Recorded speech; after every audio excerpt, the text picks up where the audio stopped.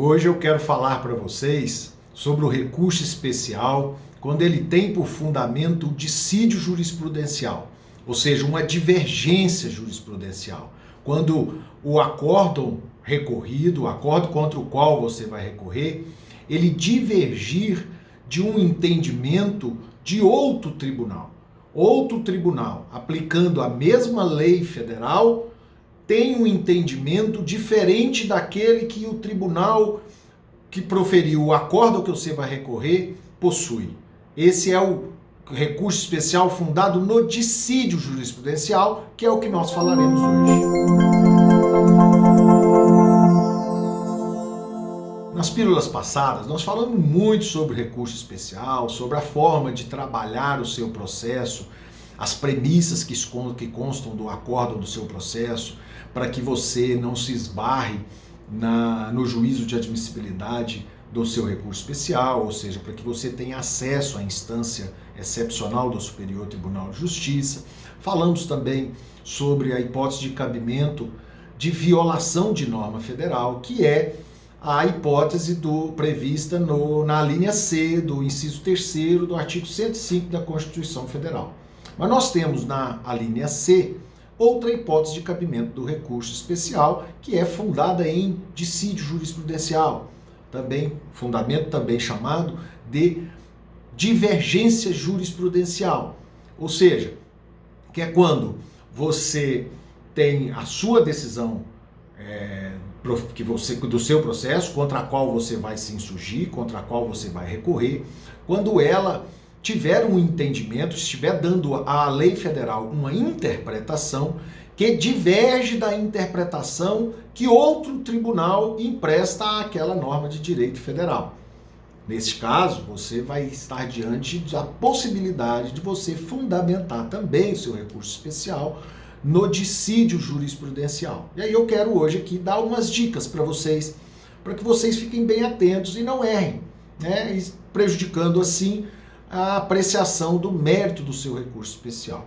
A primeira dica que eu quero dar aos senhores é que a Constituição Federal, lá na linha C, que eu me referi, ela fala que vai caber, então, a hipótese de cabimento do recurso especial quando a decisão recorrida divergir da interpretação proferida por outro tribunal, ou seja, qualquer outro tribunal do território brasileiro. Quando estivermos diante de outro tribunal dando uma interpretação diferente, nós estamos diante da possibilidade, então, de cabimento do recurso especial fundado em dissídio. E a grande dica que eu dou aos senhores é que esse outro tribunal abrange também as decisões do Superior Tribunal de Justiça, que, aliás, eu recomendo aos senhores que ao eleger esse paradigma, esse acordo, esse entendimento, esse outro entendimento de outro tribunal, que vocês primeiro busquem no Superior Tribunal de Justiça.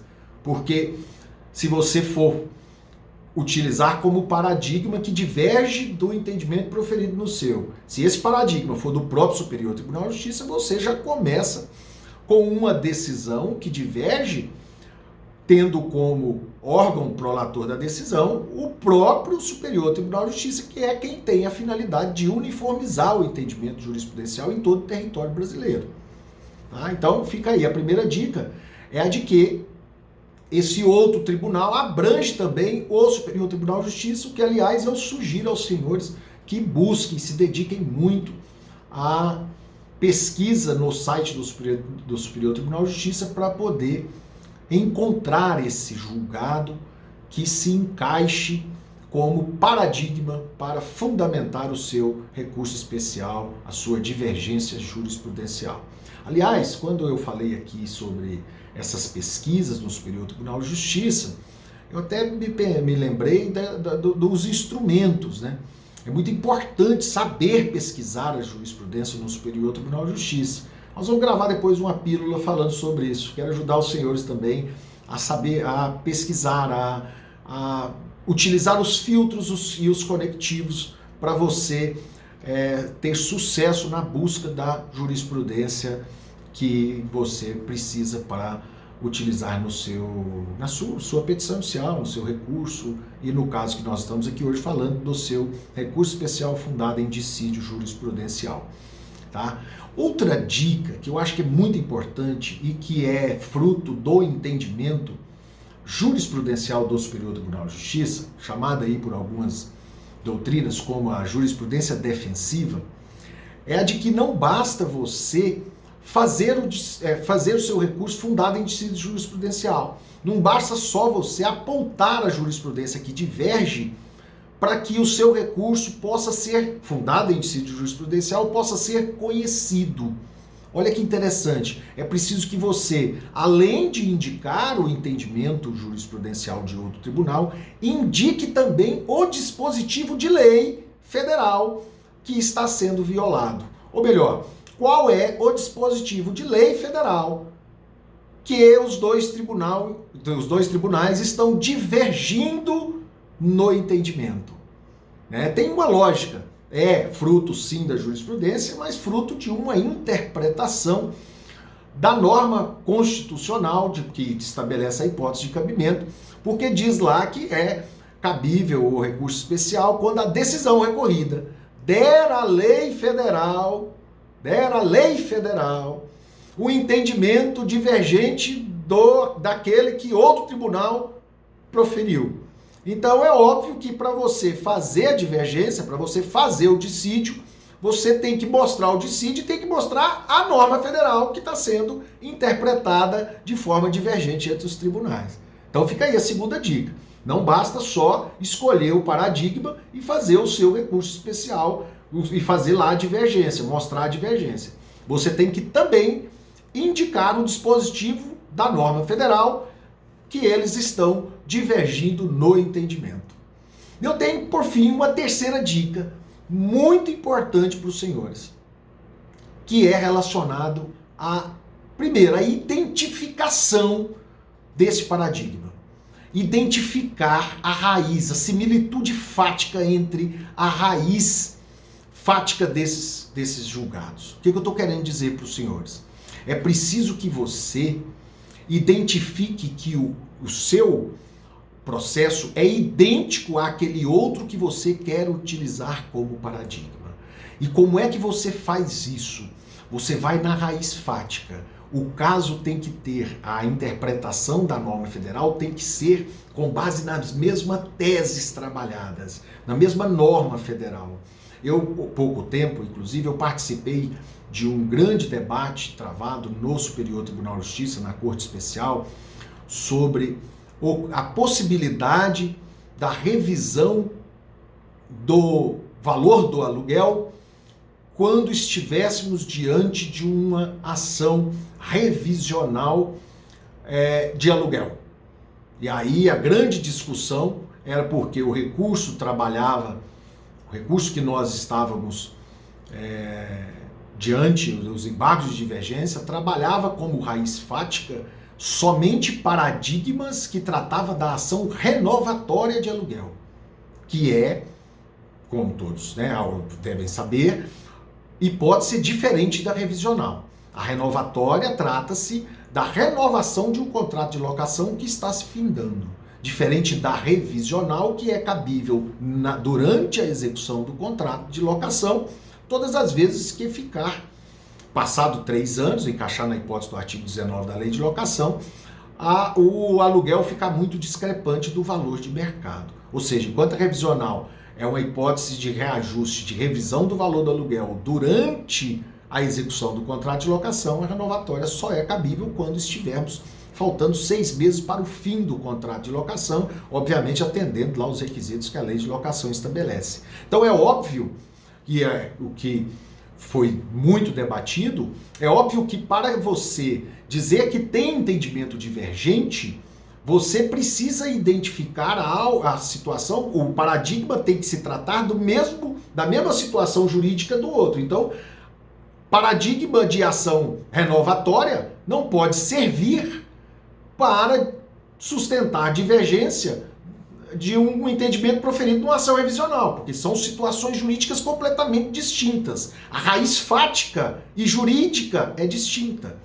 Logo, não é possível você estabelecer uma divergência quando eu estou diante de situações diferentes. Ou seja, para você falar em dissídio jurisprudencial, para você falar em divergência jurisprudencial, você tem que esmiuçar muito o conteúdo, a raiz fática de cada julgado, principalmente do paradigma que você está escolhendo com o caso que você está recorrendo, para que você tenha uma raiz fática idêntica, para que há uma similitude fática e jurídica entre eles, não de entendimento, mas de situações serem as mesmas, com entendimentos diferentes. Esse é o primeiro trabalho que você tem que fazer, inclusive ao escolher, ao eleger o seu paradigma. E depois, no recurso especial, o segundo passo, que está aí dentro dessa terceira dica, que é identificar realmente um paradigma que tenha a mesma raiz fática.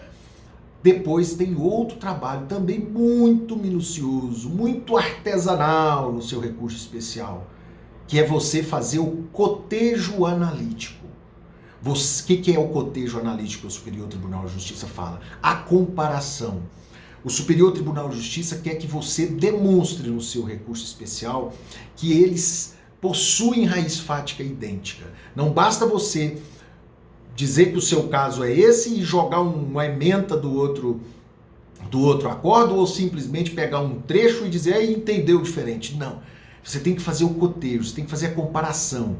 Ele, em palavras fáceis, o Superior Tribunal de Justiça quer que você entregue mastigadinho para ele, demonstrando lá no seu recurso especial que, olha, este caso aqui é uma revisional de aluguel e o Superior e o Tribunal de Justiça, aqui no meu caso, no meu processo, é uma revisional e eles estão permitindo levar em consideração as benfeitorias para estabelecer o novo valor do aluguel.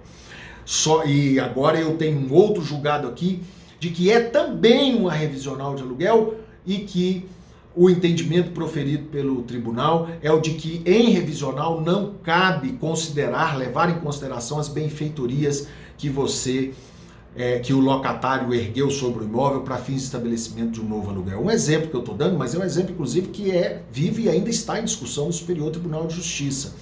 Para você, então, trabalhar isso no seu recurso especial, no seu dissídio, você tem que demonstrar, olha, os dois tratam de revisionais de aluguel. As duas ações são de revisionais de aluguel. As duas ações tratam de levar com benfeitoria erguidas pelo locatário em consideração para a fixação do novo aluguel, e um tribunal está dizendo que pode levar as benfeitorias em consideração e o outro está dizendo que não. Ou seja, você trabalhou, mostrou a identidade, a similitude, que são idênticos, e mostrou também no seu recurso que os entendimentos são diferentes. Essa é a divergência. E você, obviamente, tem que trabalhar isso muito bem trabalhado no seu recurso especial, entregando, como eu disse, mastigadinho no seu recurso especial para ficar bem claro, bem evidente que são casos idênticos e que os entendimentos são diferentes. Tem gente, inclusive, que utiliza de quadros comparativos, não tem nenhum problema nisso. Aliás, muito didático. Hoje tem se utilizado muitas figuras, porque o processo passou a ser eletrônico, então tem se utilizado muitas figuras ilustrativas, comparativas, nós temos que acompanhar a evolução, não é? Eu tenho tentado colocar isso também nas peças dos meus recursos, mostrando com muita facilidade, com muita ilustração, clareza, essas diferenças. E isso é o que você tem que fazer no seu dissídio. Utilize da criatividade para mostrar para o Superior Tribunal de Justiça que, embora os casos sejam idênticos, os entendimentos são divergentes. E, se possível, o paradigma escolha do Superior Tribunal de Justiça. E, por fim, que é a segunda dica, que eu estou voltando nela só para fechar, não esqueçam de indicar a norma de direito federal que está sendo interpretada de forma diferente entre os tribunais. Tá bom? Muito obrigado a vocês, até a próxima. Um abraço.